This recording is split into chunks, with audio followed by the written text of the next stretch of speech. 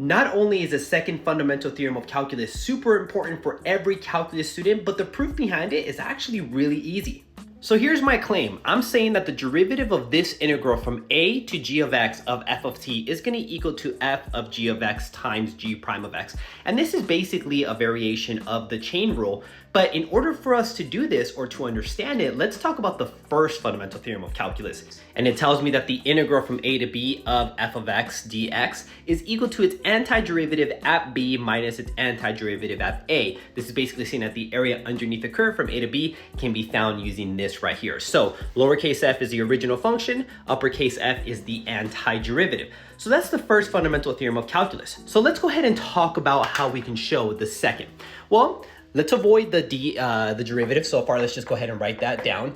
And again, according to the first fundamental theorem of calculus, this right here will equal to the antiderivative evaluated at g of x, that's the upper parameter, minus the antiderivative evaluated at a. Okay, that's not bad. That's pretty simple. Hopefully from the first fundamental theorem of calculus, you understand how we got this. Well, now let's go ahead and take the derivative. Well, the derivative of capital F is lowercase f. But in order for us to do this, we need to apply the chain rule because this is lowercase f at g of x times the derivative of what's inside, and that's going to be g prime of x minus, and then the derivative of this is just the constant, so that's done. And that's why the second fundamental theorem of calculus tells us that if you're taking the derivative of an integral from a to some other function g of x, then you have to do f of g of x, g prime of x, and that's exactly what we get right here. Now, let's go ahead and do some examples that look like this.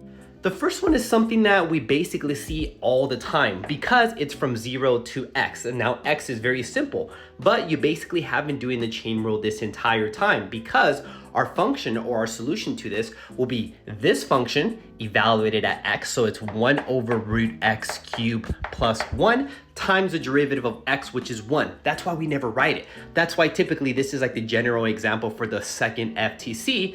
And we never write the derivative of x because it's just 1, it doesn't matter. Let's go ahead and try this one right here. Now this is gonna equal to cosine, and now we're gonna input root x into our t. Well, root x squared is just x, so we have x times the derivative of the function that we just input there. Well, the derivative of this root function is 1 over 2 root x, so we can just rewrite this as cosine of x over 2 root x. And that, my friend, is the second fundamental theorem of calculus in action.